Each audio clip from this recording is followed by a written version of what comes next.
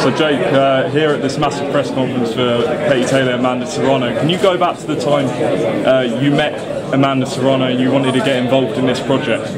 Yeah, we met at my professional debut. I believe it was like right around the weigh-ins in like some room doing like the referee check-ins and all that stuff. But man, for my undercard against Tyron Woodley 1, we wanted a diverse card, and we wanted female boxing to be highlighted, and Amanda Serrano was the go-to person, and that's really where the relationship kicked off. And ever since then, the rest is history, I guess. Was there something about her or her story that really attracted you and you thought I can make a real change here? First of all, I liked her fighting style, and she's a very exciting fighter, so I was a fan. And I knew that she's a superstar, and she needed that help. She was getting paid peanuts to fight, so $1,000, $2,000. She's one of the greatest boxers ever. Only person to win in more weight divisions than her is Manny Pacquiao. So we're talking about legendary status, and really the stars aligned, and it's honestly been an amazing ride so far. When you speak about, and Amanda speaks about 3 rounds in women's boxing, how likely do you think it is for this fight? And if not this fight, how likely do you think it happens? I think eventually it happens, 100%. And Amanda was the one who was down for that. She wants to push for that because she's about equality, and she wants to be at the same level as men's boxing, and that's 12 3-minute rounds. So she offered it up on stage, and you obviously saw Katie's negative reaction to it. She didn't want to do it, so I don't know, it's maybe a telltale sign of something, but I think it's important for female boxing to get there eventually, and I know that they could do it. They already do it in the gym. Amanda spars 3-minute rounds in the gym, so very capable. Jake, with your involvement with the pedigree of both of these boxers, how big do you think women's boxing can go once this event has happened? I think this is a milestone, and it's hard to say what the potential of it is, but this is, going to sort of spark a new wave, and it's going to be an inspiration for other promoters, other female fighters in the sport to make big fights happening. But I feel like we're on the brink of greatness here for female fighting. What motivates you to get so involved with the women's side of the sport? Mostly, it starts with my relationship with Amanda, and how, I became friends with her, and seeing her passion and hearing her stories, and wanting to make her, as big as possible. And it's sort of, all been this snowball effect in the past 12 months of just a lot of boxes being checked, and we're just continuing to knock down barriers that have never been knocked down before. So once you get momentum, you just got to keep on going. And what about your future?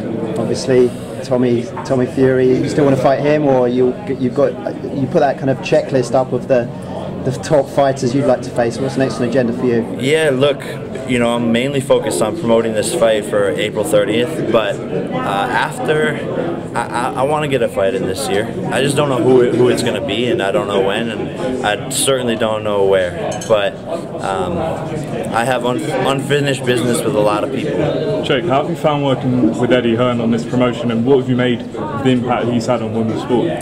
It's amazing what Eddie's doing, and it's awesome that another big name in the sport, such as Eddie, is also a believer in these females, because that's what's needed. There's the old people like Bob Arum who are actually, a detriment to female boxing, and what Eddie's done with Katie Taylor is just an amazing example of what's to come. So mad kudos to him, mad respect to him, and it's been awesome working alongside of him as my first time promoting, a fight that isn't mine.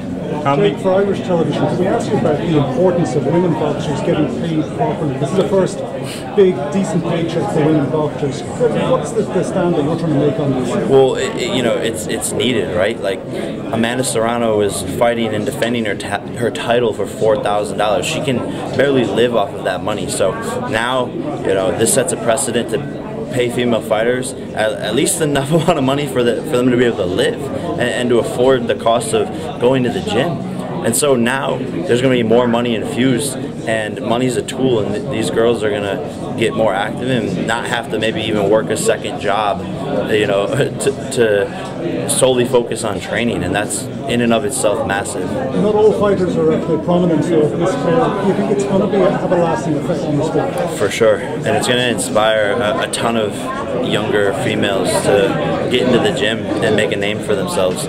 So, like I said, this is, I believe, the start of a revolution, you know, in women's boxing and just boxing in general. This is massive.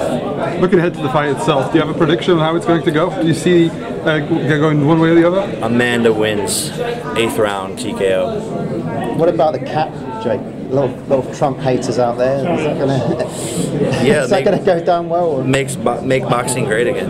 You know, that's all it is. It has nothing to do with Trump. It's just a statement, you know, to get people to pay attention about this movement that's happening. Any surprises for fight week we should expect from you in promoting?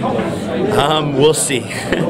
We'll see. I think Eddie and I are doing a face-to-face on fight week, which would be pretty funny. But I have some tricks up my sleeve for sure. Was it important for you to put your career on hold for this fight to make sure it gets the promotion it deserves?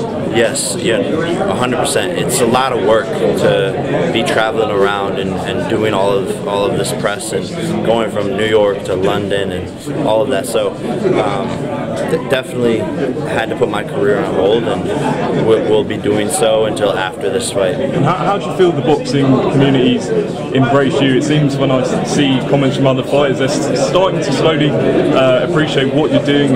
World champions, other big fighters. What have you made of the reception from the boxing community? I haven't dug too much into it, but I definitely think people are starting to see my efforts and respect them. But it is what it is. I told people from the start that I'm going to bring more eyeballs to this sport and make it better than when I got here, and that's all I'm trying to do. So this is just another step in that direction. How hard was it to get Cyborg in this track towards Dana White? We're pretty close with her and our team, so it wasn't hard. You know, I think she wanted to be a part of it, and it made a ton of sense, and it was a statement for sure. Jake, do you think you've kind of turned the corner now in terms of the perception of you in the boxing world? From, you know, when you started out maybe a bit of a who's this guy, he's a bit of a laughing stock, and now this guy actually is taking boxing seriously. No, 100%. People only take you as seriously as you take something, and I take this sport very seriously on all fronts, you know. Even just getting in the ring, people have to respect that I'm risking my life and putting it all on the line against, you know, 5-time UFC champions. So I think the perception is slowly changing, but like I said on the press conference, you know, get used to me. I'm not going anywhere, so I'm here to make this sport great again. And you want to combine a career in the ring and out of the ring as a promoter as well. You feel you can do justice to both of those? 100%. I'll have more of an impact outside of the ring than I will inside of the ring, and I'll be able to be outside of the ring for a lot longer than I'll be inside of the ring. So I'll be doing this for a long time. Is there anything the likes of Bob Arum, you know, obviously he's a legend in the sport and promotes some of the biggest fights ever. But is it time for that kind of generation to finally retire and let people like you? Well, that's the thing, is he's not a legend to me. He's not a legend to any other younger generation fighters. Like no one under 25, you know, thinks Bob Arum is a legend. So I think that's showing that, you know, the times are changing, and it's the changing of the guard, and old misogynistic people like him aren't going to be around any longer. How big do you think a fight between you and Conor McGregor would be? How many pay-per-views does it do? I think it'd be the biggest pay-per-view ever.